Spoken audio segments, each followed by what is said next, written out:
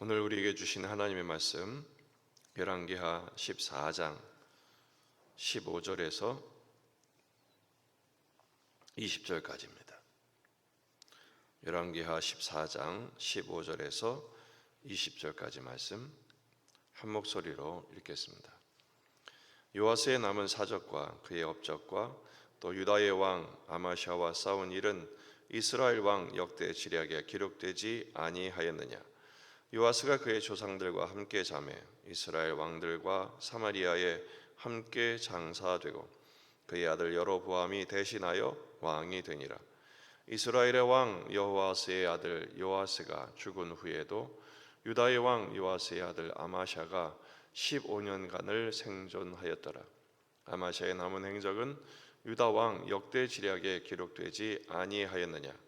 예루살렘에서 무리가 그를 반역한 고로 그가 라기스로 도망하였더니 반역한 무리가 사람을 라기스로 따라 보내 그를 거기서 죽이게 하고 그 시체를 말에 실어다가 예루살렘에서 그의 조상들과 함께 다윗성에 장사하니라.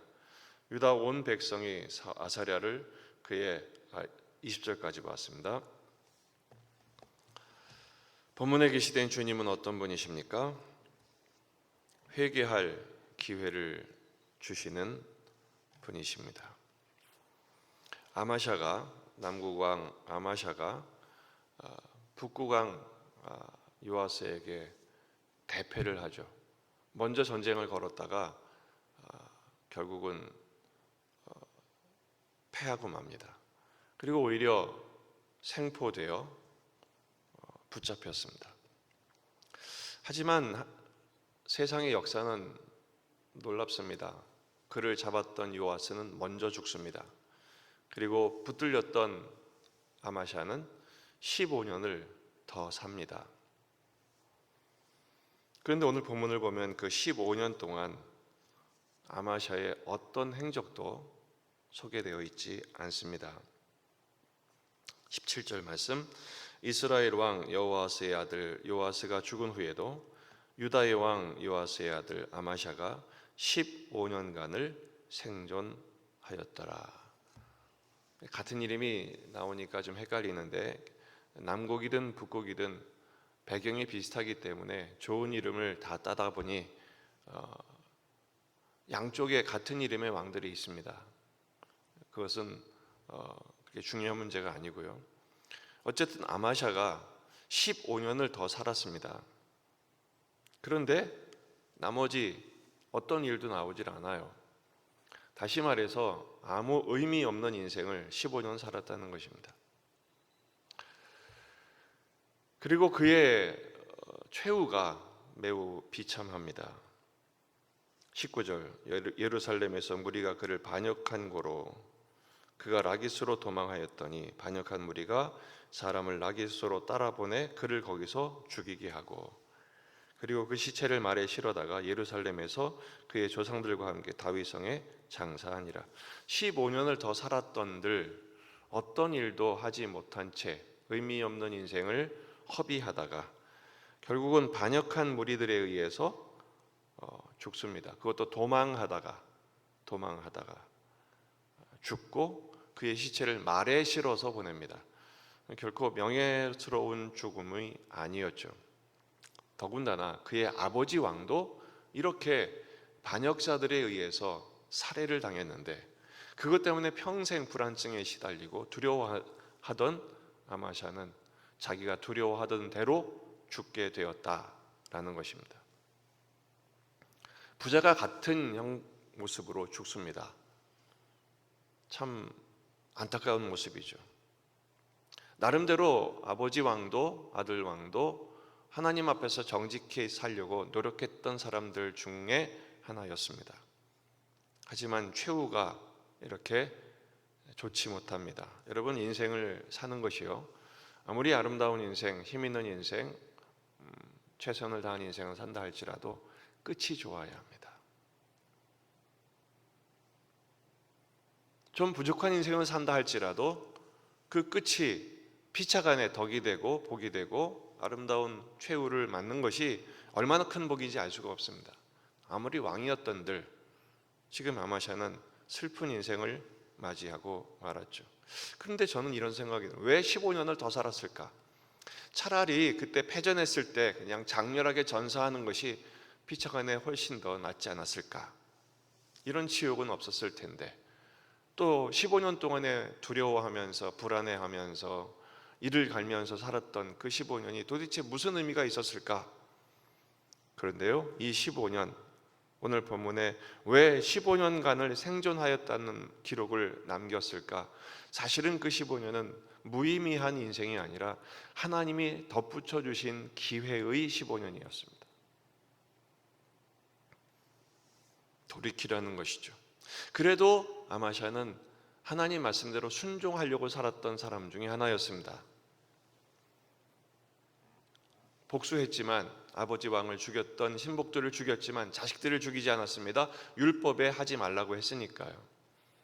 또 에돔 전쟁에서도 용병까지 들여서 막대한 비용을 들여서 싸우려고 했지만 하나님의 사람이 하지 말라 하니까 순종함으로 그 엄청난 손해에도 불구하고 순종했던 사람입니다. 그래서 승리도 맛보게 하셨죠. 하지만 그 순종이 명목상의 순종이었습니다. 겉으로는 순종했지만 그 속으로는 분노와 불안이 여전히 잔존해 있던 것이죠. 여러분, 명목상의 순종을 종교생활이라고 합니다.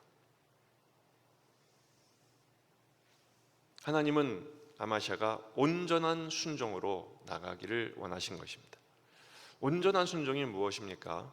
겉으로만 순종하는 것이 아니라 자기 마음으로 전심으로 하나님 말씀에 동의하고 아버지의 뜻이 내 뜻입니다 라고 엎드리는 것이죠.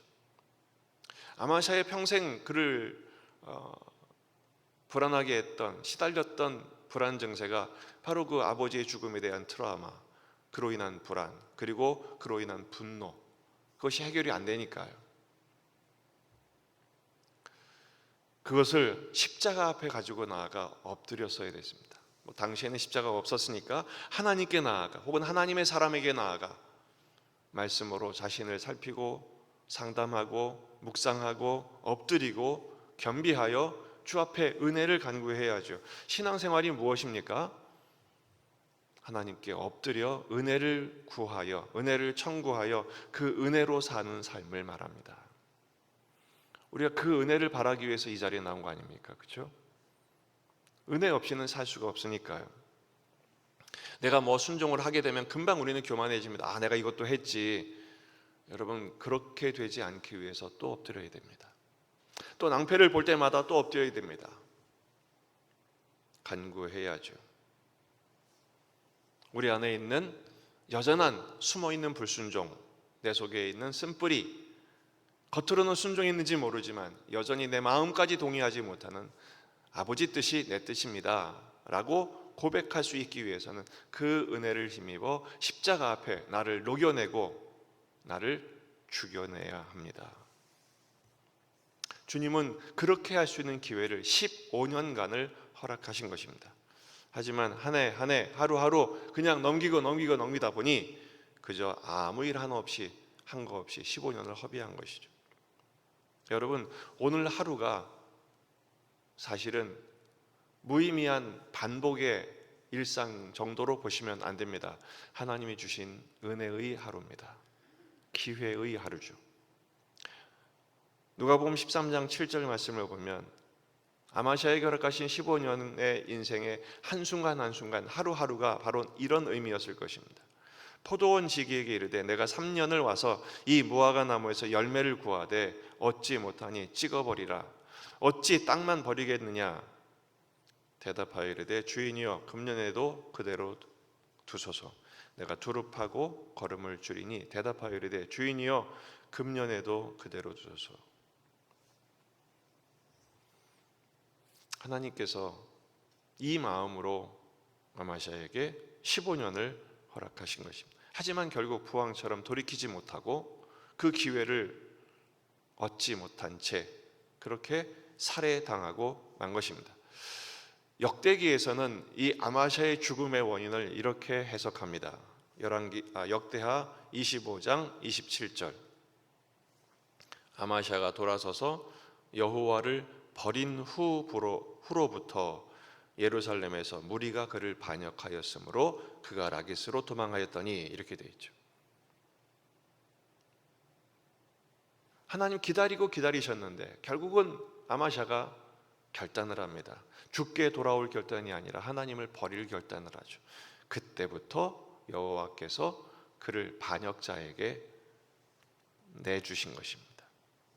사무엘상 2장을 보면 사무엘의 그 주제가 되는 구절이 있습니다. 나를 존중하는 자를 내가 존중하고 나를 멸시하는 자를 내가 경멸하리라.